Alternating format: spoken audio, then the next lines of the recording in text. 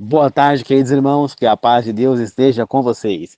Na meditação de hoje, vamos falar sobre você aceita a vida que você vive, você gosta dela? Antes de começar, gostaria de pedir que ouçam até o fim e compartilhem minhas mensagens. Ouçam para aprender e compartilhem para que outras pessoas tenham o privilégio de aprender. Queridos irmãos, você aceita, gosta da vida que você vive? Eu vou contar um pouquinho para vocês a história de Caim e Abel, que foi da maneira como foi contada na novela Gênesis, porque ela vai trazer essa realidade para esse pensamento de hoje, tá? Na novela Gênesis é colocado Caim como sendo um cara um pouco mais arisco, um cara que não aceitava a vida que vivia, um cara que revoltado com a vida que vivia, e Abel, um cara que aceitava a maneira como vivia, um cara totalmente calmo e que aceitava viver de acordo com a vida que ele podia viver, né? A Bíblia também coloca que ambos ficaram sabendo, na Bíblia não, a novela Gênesis também colocou que ambos ficaram sabendo que os pais fizeram no Éden, que perderam o jardim do Éden, onde vivia o paraíso, porque comeram da fruta proibida, né? Caim ficou ainda mais revoltado quando soube disso. Abel não. Abel pensou numa maneira de conseguir um perdão de Deus para voltar para o Éden. Olha a diferença de pensamento. Enquanto Caim só queria revolta, só queria fuzilar a mãe, principalmente, porque ter dado a fruta proibida para o pai comer e para ter comido, né? Abel não. Abel ele queria dar um jeito de contornar a situação, de consertar. Então ele se uniu com Abel, ele se uniu com Caim, né, os dois, e fizeram um sacrifício cada um para Deus, para chamar a atenção de Deus, né? Mas parando um pouco por aí, vamos pensar. Como é que era a vida de Caim e de Abel, né? Pela colocação na novela Gênesis, Caim trabalhava de lavrador, né? Ele plantava junto com o pai, trabalhava na plantação com o pai. Porque essa era uma das penalidades de Deus. O homem para comer tinha que trabalhar, tinha que plantar. Enquanto Abel, ele era pastor de ovelhas, né? Qual vida que era mais difícil, a de Caim ou a de Abel? Eu vou falar para vocês que ambas tinham as mesmas dificuldades. Caim poderia ter um serviço um pouquinho mais pesado para capinar, para para fazer para capinar, para plantar, né, para preparar a terra, e tudo mais. Porém, Abel também tinha uma vida difícil, porque ele tinha que pastorear as ovelhas, muitas vezes tinha que levar as ovelhas longe para pastorear. Eles não viviam mais no Éden, então naquele momento já não existia tanta natureza mais assim como era no Éden. Então ele passou a ter que pastorear os animais, né, que eles tinham, né, caso possivelmente ovelhas, né. Então Abel seria um pastor de ovelhas. A Bíblia não se põe dessa maneira, mas põe que ambos fizeram sacrifício. Deus aceitou o sacrifício de Abel e não aceitou o de Caim, né? Abel, ele colocou um animal em sacrifício, Caim foi frutas. Então, por essa colocação, a gente dá a entender de que Caim, possivelmente, ele trabalhava com as frutas, com as verduras, enquanto Abel com os animais. Essa é uma possível afirmação de que isso possa ser verdadeiro, né? Porém, como é que fala? Abel, ele aceitava, ele foi uma pessoa que aceitou a vida que ele vivia, por mais dificultoso que pudesse ser. Eu, pastor de ovelha, tinha que andar, tinha que enfrentar animais, andar embaixo de sol quente também. E ele aceitava de boa a vida que ele vivia, enquanto Caim não, né? Na novela Gênesis, enquanto veio o sacrifício, quando foi fazer o sacrifício, Abel foi lá nos seus animais, né? Escolheu o melhor animal, sem nenhum defeito, o melhor que ele tinha, para dar a Deus, né? Para dar a Deus como sacrifício, para sacrificar a Deus. Enquanto Caim fez o quê?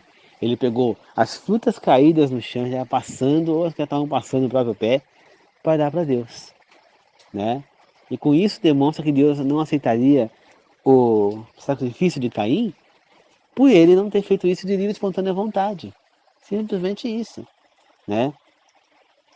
Pode ser que seja porque o sacrifício devia ser com carne animal, devia ser com animal e não com frutas. Sim, pode ser também, né? Essa é uma das teorias. Mas a Bíblia não é muito clara quanto a isso. Embora todos os grandes patriarcas, aí, os que fizeram sacrifícios, Davi, eram com animais. Ninguém fez sacrifício com frutas. Mas vamos supor que o cara não tinha dinheiro, o cara só tinha frutas, só tinha coisa. Ele não podia fazer um sacrifício? Hum? Ele não podia pagar um dízimo com frutas? Se ele dar uma parte das frutas como dízimo? Então por que ele não poderia dar a Deus como sacrifício as frutas? Eu acho, na minha humilde opinião, eu acredito mais na teoria de que Caim tinha dado frutas passadas, não tinha dado. Pois se ele tivesse feito aquilo de bom grado, mesmo que fosse frutas, que fosse coisa, Deus enxergaria de bom grado o sacrifício de Caim, né? É o que eu penso, eu ainda. Agora, eu não posso garantir para você 100%, porque a Bíblia não ficou clara sobre isso, né? Mas nós sabemos que Caim depois acaba matando Abel, né? Na novela Gênesis ele mata depois desse sacrifício, né? Quando, porque Abel ele era mais querido pelos pais por ele ser uma pessoa que aceitava a vida, por ser uma pessoa que não arrumava discórdia, uma pessoa que fazia a união da casa, enquanto Caim era desordeiro, era só queria saber, era revoltado, era de confusão, né? E quando Deus aceita o sacrifício de Abel e queima lá o animal, Caim continua no local para ver se Deus aceitaria o seu sacrifício lá como caiu um fogo do céu e queimou o sacrifício de Abel. Poderia ter acontecido que caísse o sacrifício também de Caim, então ele foi esperando. Abel foi correndo contar os pais o que tinha acontecido, né? E aí ele corre de volta lá onde estava a situação e quando ele chega lá ele encontra Caim revoltado porque o sacrifício dele não tinha sido aceito, né? E Deus havia falado com Caim, falou para Caim tomar cuidado com o pecado, porque Deus percebeu o instinto pecaminoso pesado dentro de Caim. Mas Caim não deu ouvidos à voz de Deus e matou Abel, né? A gente sabe sobre isso. Por quê? Por não aceitar a vida, né? Se formos colocar por esse ponto, ele não aceitava a vida, né? Nós temos que aceitar a vida que nós temos, independentemente de qual seja ela. Então, por exemplo, eu vivo com meu pai, com minha mãe. Meu pai, ele só entra com a despesa grana e a minha mãe só entra com a despesa, com um pouquinho da despesa grana e com serviço braçal. E eu só no momento com serviço braçal, né? Porque eu não estou trabalhando. Mas é a maneira que nós vivemos. Falta comida para nós aqui? Não. Falta é, algo essencial, escova de dente, coisa para higiene pessoal? Não. Falta coisa para higiene da casa? Não. A gente passa frio, passa calor? Não, nós temos aquecedor para aquecer no frio, cobertas, edredons, nós temos ventilador para resfriar no calor, temos climatizador de ar, umidificador de ar. Ventilador não, temos umidificador de ar, temos ventiladores. Então a gente está passando alguma necessidade? Não. Então por que eu não estaria satisfeito com a minha vida? Por que eu ficaria resmungando o dia inteiro, ou reclamando, se eu não tenho o que reclamar? Ah, porque eu não tenho um tablet? Mas eu queria um tablet, mas não tenho. Ah, porque eu não tenho um videogame Xbox aí da última geração, um PlayStation 5? Mas eu tenho um Xbox 360? Pra mim não tá bom? Eu tenho PlayStation 1, 2, 3, 1 e 2 em casa, eu tenho Super Nintendo, Master System, tenho um monte de videogame, só porque eu não tenho coisa? Não. Um dia trabalhar, eu vou comprar um pra mim. Se eu não trabalhar, eu não vou comprar e pronto. Compreende? Então, queridos irmãos, nós precisamos compreender que a vida não é simplesmente você vai lá e compra uma coisa. Então, eu tenho que primeiro estar satisfeito com o que eu tenho. Quando a pessoa é uma pessoa que ela não se satisfaz com o que tem, além de cometer pecados como Caim, ela acaba se tornando uma pessoa que é endividada. E por que ela fica endividada? Eu falo para vocês, porque é uma pessoa que nunca está satisfeita com o que tem, sempre quer mais, quer mais, quer mais, quer mais, quer mais. Daqui a pouco ela está remoendo em dívidas, ela pode até conquistar um patrimônio grande, só que muitas vezes ela acaba tendo que vender esse patrimônio para quitar dívidas que ela não tem como pagar. Compreende? Então, é muito importante que nós aceitemos a vida que nós estamos levando. Porque se você não tem um aceite, você jamais vai ser feliz. Tá certo? Como diz, por exemplo, Salomão, nós não devemos viver para trabalhar, e sim trabalhar para viver. Trabalhar para ter comer. Tá certo? Então, nós temos que aceitar o que nós temos. Por acaso, Caim e Abel, e Adão e Eva e os demais filhos passavam necessidade? Acredito eu que não, porque Adão e o Caim trabalhavam duro lá na plantação para ter o que comer. Abel trabalhava duro para manter os animais.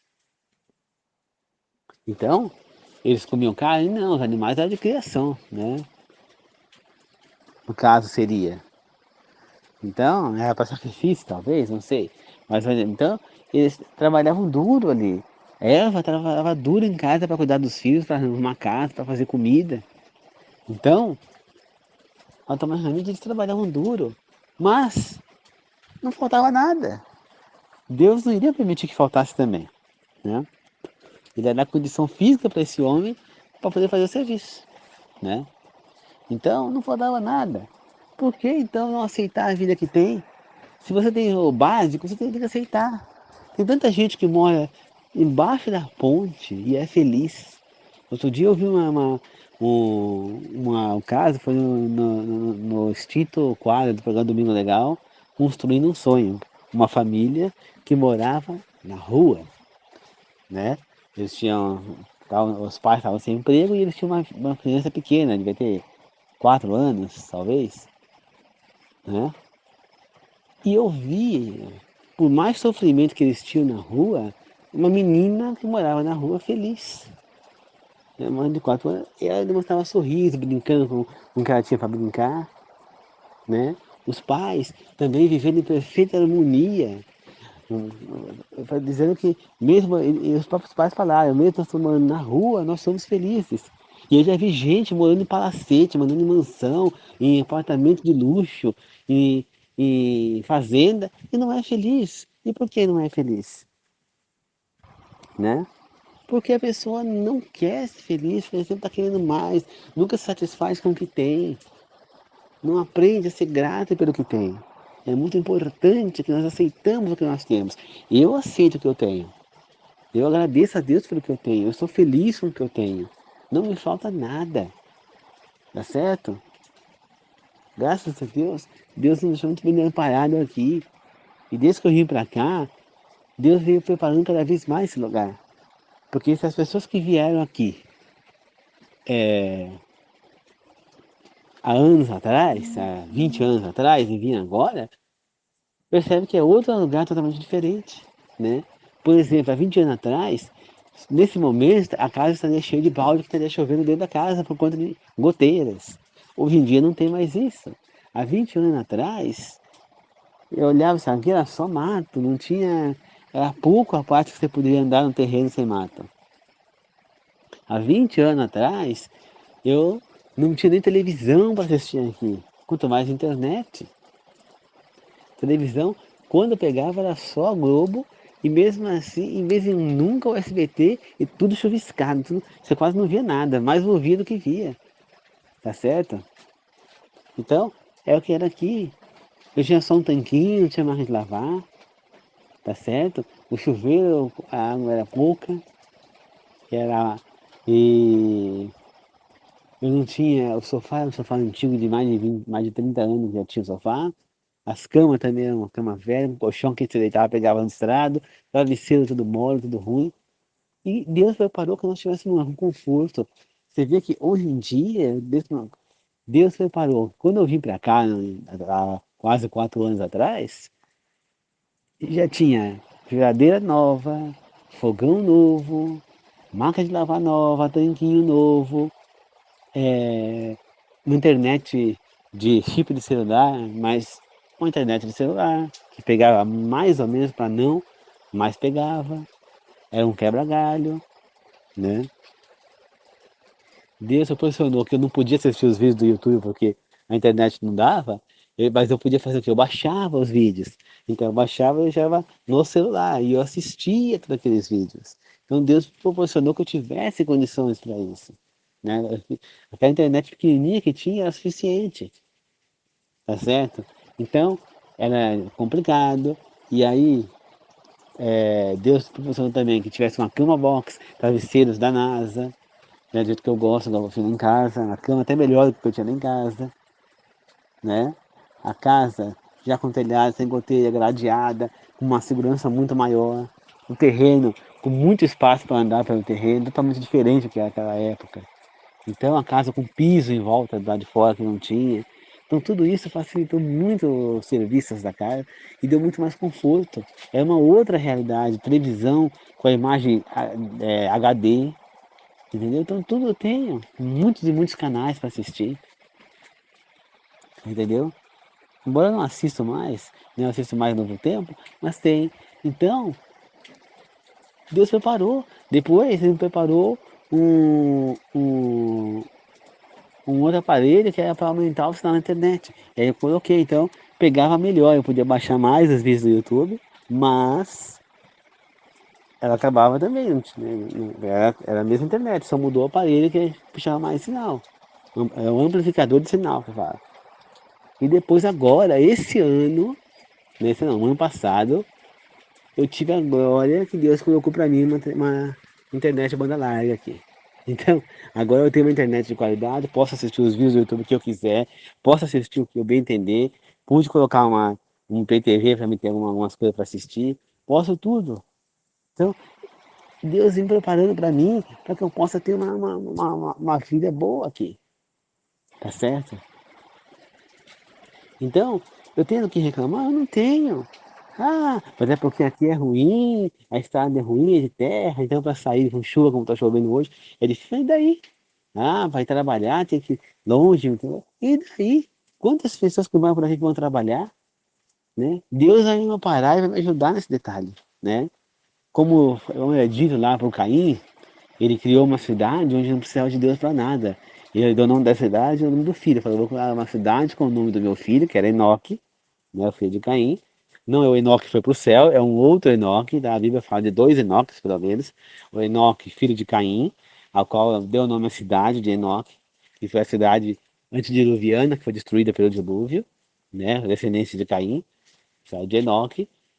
E teve o Enoque, que era o pai do Matusalém, né, que foi levado vivo para o céu. Ele desapareceu, foi levado vivo para o céu, né? E está lá, junto com Elias e Moisés no céu. E Cristo e mais algumas pessoas que ressuscitaram junto com Cristo, né? Então, era uma cidade que não precisava de Deus para nada. E quando você vai para a cidade hoje em dia, você vê que você não precisa praticamente de Deus para nada. Você tem tudo na porta de casa, tem cada porta de casa, falta uma coisa, você vai correndo ali buscar, andando, tá certo? Agora, quando você mora num lugar como esse que eu estou morando, você realmente precisa de Deus. Porque Ele é o único que pode te amparar nesses momentos difíceis, nessas dificuldades que tem. Aí você fala, ah, mas então por que você não volta para a cidade? Se lá é mais fácil. Porque na cidade eu iria deixar de precisar de Deus, eu ia me distanciar mais de Deus, eu ia me enfraquecer um tanto. E segundo, que as dificuldades da cidade são piores do que as dificuldades daqui. Por exemplo, a dificuldade da cidade, violência, tá? Então, é assalto, é, é sequestro, invasão da casa e não sei o que mais.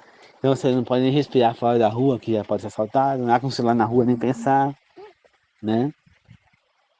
Enquanto para cá não, para cá não tem isso, é muito difícil. Outro dia eu vi na internet, nas câmeras lá do centrozinho que tem aqui perto, 4 quilômetros daqui, dois motoqueiros chegando assaltando duas pessoas que estavam no ponto do ônibus de madrugada indo trabalhar.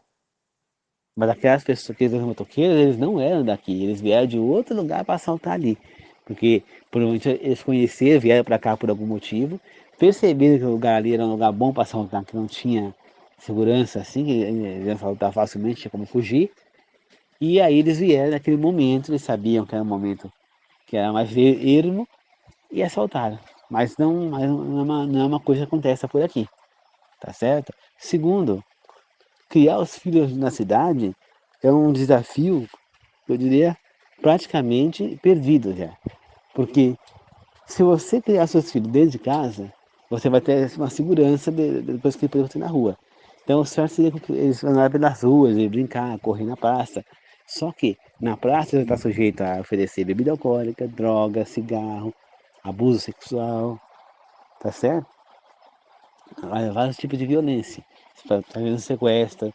Agora, aprender coisas, né? Malícias que não deveriam. Agora, então, deixar ele dentro de casa, ele vai ser uma criança mais pro lado do sedentarismo e vai ter graves problemas de saúde, podendo até encurtar a vida do seu filho. Agora, aqui eu posso viver tranquilamente.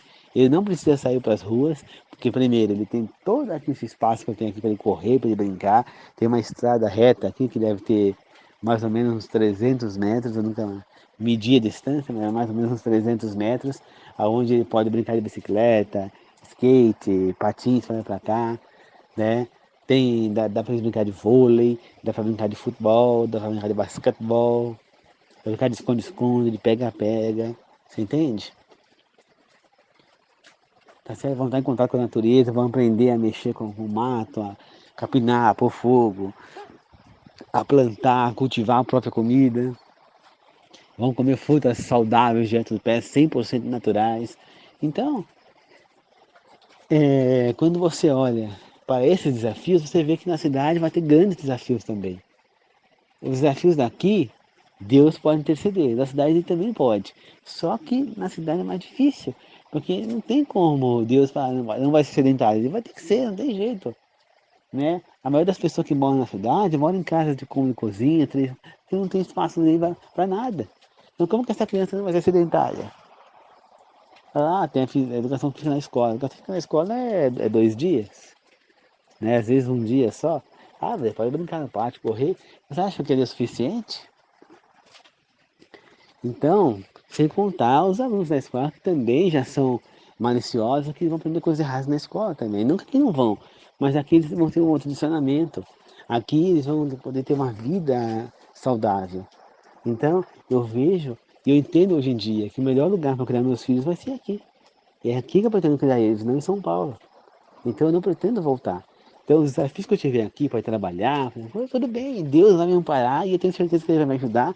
E eu vou voltar sempre a trabalhar em segurança, como muitas pessoas que moram por aqui trabalham. Tá? Tem um conhecido aqui que é marido da minha prima, que ele sai aqui e vai trabalhar na outra cidade, Suzano, volta todos os dias. Entendeu? Tem gente aí para baixo que trabalha na de Mogi e volta, certo? Eu já vi uma moça que mora mais ou menos uns 20 quilômetros daqui, mais ou menos, 15 quilômetros, pouco mais, uns quilômetros daqui, e que ela vai trabalhar em São Paulo. Então, quer dizer, ela sai daqui, vai trabalhar em São Paulo e depois volta para cá todos os dias. Aí, conhecido da minha prima, eu falei, por que você não fica em São Paulo? Não é melhor? Eu falei, mas acontece que eu não consigo ficar em São Paulo, não costumo aquele clima, né? Entendeu? Então, não acostumo com aquele clima, compreende? Então, é uma questão de entender. Somente quando você passa vivendo como esse, você consegue entender o paraíso que é isso aqui. Eu jamais vou voltar para São Paulo, a não ser que eu não tenha escolha. Porque enquanto a minha escolha estiver valendo, é aqui que eu vou ficar. Entendeu? É aqui que eu gosto de ficar. É aqui que eu quero morar. É aqui que eu quero ter os meus filhos. Eu quero casar e ter minha esposa. É aqui. E não lá em São Paulo. Tá certo? Então, é necessário que a gente aceite a vida que eu estou levando. Eu aceito a vida que eu levo aqui. Eu aceito tudo que tem que ser aceito. Então, eu não vivo reclamando. Muitas vezes a gente fica exausto, a gente fica exaurido, né? Uma palavra que fica cansado, a gente fica esgotado, né? A gente trabalha às vezes é demais. Mas não é por isso que a gente tem que descontar nas pessoas que estão à nossa volta. Tá certo? Mas é porque fulano não ajuda. Paciência se ele não te ajuda. Viva a sua vida e deixa dele em paz. Se tocar na consciência dele que tem que te ajudar em alguma coisa, bem, senão você vai fazendo, faz o que der. Deu o seu limite, você para e larga, paciência que fique. Agora não queira fazer mais do que você pode e viver reclamando, tá certo? Não podemos passar o nosso limite. Infelizmente tem pessoas que não compreendem isso. faz coisas que às vezes não são necessárias naquele momento para poder ficar reclamando depois. Então não adianta assim. Então, a primeira coisa, se aceite como você é, a sua pessoa, a sua vida. É a única maneira que você tem de encontrar a felicidade. E a Bíblia nos ensina que nós devemos ser nós mesmos, satisfeitos com o que nós temos, sermos gratos pelo que nós temos. Né? A gratidão é uma coisa muito ensinada na Bíblia. Então é muito importante. Tá certo, queridos irmãos? Eu espero que vocês possam ter compreendido que nós precisamos ser gratos pela vida, ser gratos sempre e aceitar a vida que nós levamos e não querer sempre mais, porque senão você vai se afundar em dívidas e vai ser infeliz essa vida inteira.